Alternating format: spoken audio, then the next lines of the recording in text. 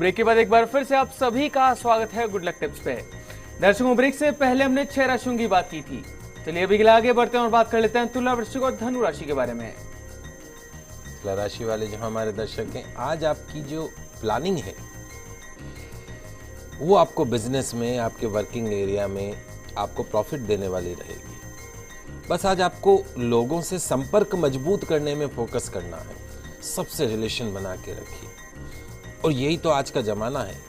अगर आपके रिलेशंस अच्छे हैं तो आपके सारे काम अच्छे हो जाएंगे। एकला चालो वाली नीति आजकल नहीं चलती है दोस्तों। जोखिमपूर्ण कार्यों में सावधान रहें। और कई बार हमारी आदत हो जाती है छोटी छोटी बातों को तूल देने की। तूने ये कह दिया, उसने ये कह दिया, फला ने ये कह दिया, ढीका ने ये कह दिया। छोड़ दीजिए, इस आदत को अपनाइए मत। आज के दिन की सफलता के लिए केले के पौधे की पूजा करके दिन की शुरुआत कीजिए। अगली जो राशि है वृश्चिक राशि। अपने कॉन्फिडेंस का स्तर बनाए रखिए। काम में समय का मैनेजमेंट बहुत जरूरी है, उसके ऊपर कंसंट्रेट करें। नौकरी पेशा लोगों के लिए दिन ठीक है। पैसों के उलझे मामलों को आज ही सुलझाने का प्रयास करें। आज के दिन की सफलता के लिए पक्षियों को दाना खिलाएं। अगली जो राशि वो धनु राशि। कोई एक्स्ट्रा काम करना पड़े तो उसे बोझ मत समझिए, बल्कि एक अवसर समझ कर करिए।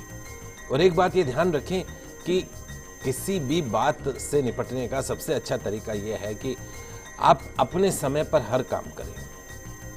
हर जो काम है वो तय समय में होना चाहिए। आज के दिन की सफलता के लिए झूठ मत बोलिएगा, आज का दिन अच्छा रहेगा। पंडित जी, अंतिम 3 राशियों की तरफ बढ़ने से पहले एक दर्शक हमारे साथ जुड़े हैं। बीकानेर से राम कुमार जी हैं। पंडित जी, इनकी उम्र 45 साल है, पर पंडित जी ना तो इन्हें अपनी जन्म की तारीख पता है और ना ही अपने जन्म का समय पता है। राम कुमार जी, आपका बहुत बहुत स्वागत है हमारे इस कार्यक्रम में। अपना सवाल पूछिए। जय श्री कृष्णा पंडित जी। जय श्री कृष्णा बेटा। पंडित जी, मैं ये पूछ रहा हूँ कि मैं काफी दिन से मैं प्रयास कर रहा हूँ ट्रेनिंग सेंटर PMDS या PTS बीकानेर के अंदर छात्रा कराने के लिए, हो नहीं रहा है। क्या कर रहे हैं आप? ट्रांसफर करवाना था, मेरे को पोस्टिंग करवानी थी PTS या PMDS बीकानेर में। आप अभी कहाँ हो? मैं बीकानेर ही हूँ, RSC के अंदर हूँ। मैं PTS ट्रेनिंग सेंटर में जाना चाहता हूँ, ट्रेनिंग देते हैं। सेम बीकानेर में ही? हाँ सर। ओके, ठीक है। देखिए, ऐसा है कि जहाँ तक अगर हम बात करते हैं, अगर आपके ट्रांसफ़र से रिलेटेड जो चीज़ है जो आप करवाना चाहते हैं, 8 नवंबर के पश्चात में 8 नवंबर से मार्च 2017 के मध्य में आपका ट्रांसफ़र संभव है। उपाय के तौर पे जब भी पूर्णिमा तिथि आती है, हर पूर्णिमा तिथि के ऊपर आपको व्रत रखना है, भगवान सत्यनारायण की कथा करनी है। शाम को चंद्रोदय होने के पश्चात में भगवान चंद्रमा को अर्घ्य प्रदान करना है। कच्चे दूध का एक घी का दीपक, छत पर जाकर घी का दीपक लगाना है। सफ़ेद मिष्टान का भोग लगाना है और चंद्र देवता से प्रार्थना करनी है कि मेरी मनचाही जो जगह है वहाँ पे मेरा स्थानांतरण करवाइए। और जहाँ तक मुझे लगता है कि नवंबर से मार्च के बीच में आपका स्थान परिवर्तन हो जाएगा। पंडित जी, अभी के लिए एक और दर्शक हमारे साथ जुड़ी हैं। अंजुम है ब्यावर से। इनकी जन्म की तारीख है 30/7/1992 और उनके जन्म का समय है सुबह का 3:30 का। अंजुम जी, आपका बहुत बहुत स्वागत है हमारे इस कार्यक्रम में। अपना सवाल पूछिए। अंजुम जी, अपने टीवी का वॉल्यूम जरा कम कर लीजिए, फिर अपना सवाल पूछिए।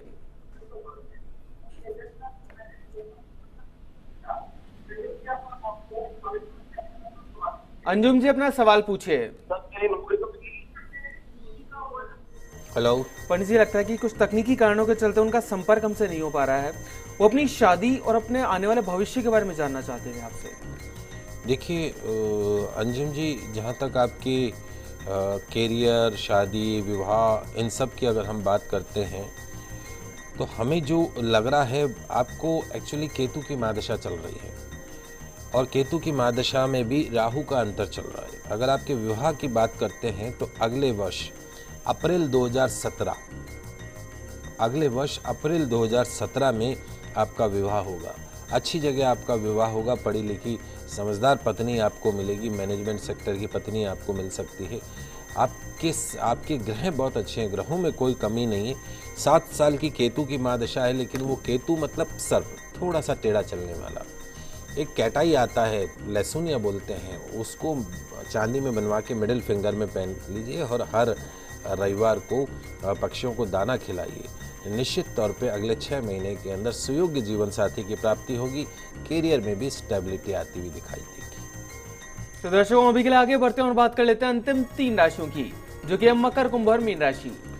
मकर राशि वाले जो हमारे दर्शक हैं, खुद के प्लान पर, खुद के कॉन्फिडेंस से चलेंगे तो ही सक्सेस मिलेगी।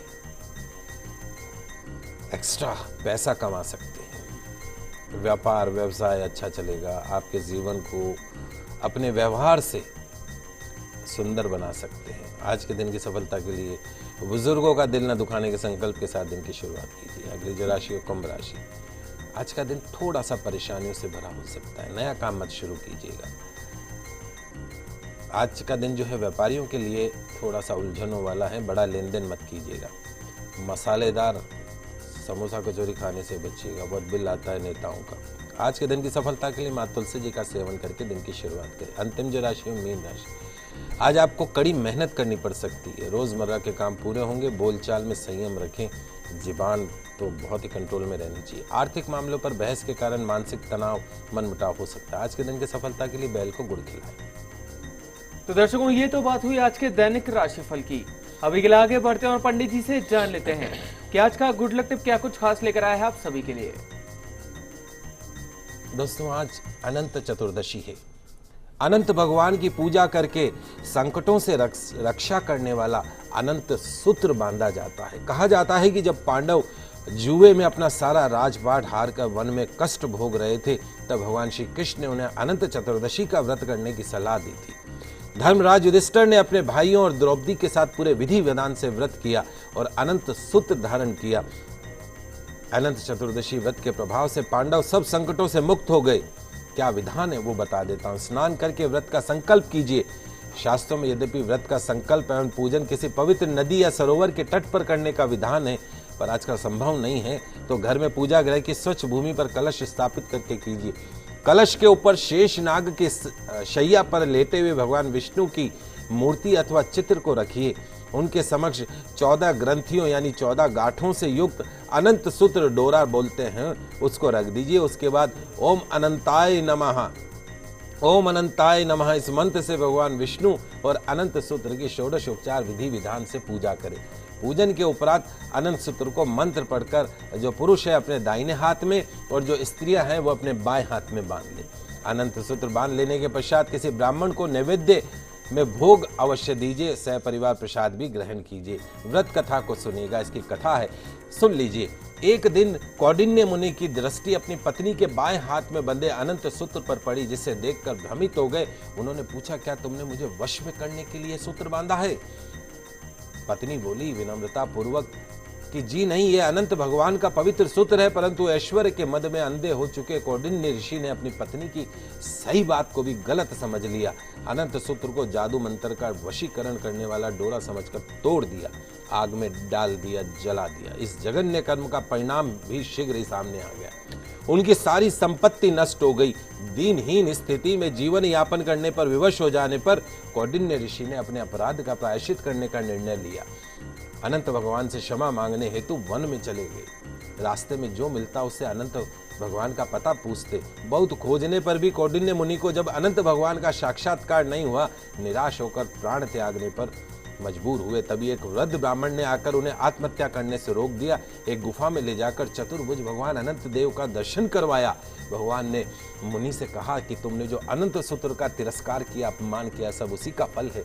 इसके प्रायश्चित हेतु तुम 14 वर्ष तक निरंतर अनंत व्रत का पालन करो। इस व्रत का अनुष्ठान पूरा हो जाने पर तुम्हारी नष्ट हुई संपत्ति तुम्हें प्राप्त होगी और सुखी समृद्ध हो जाओगे। कौंडिन्य मुनि ने इसी आज्ञा को सहज स्वीकार कर लिया।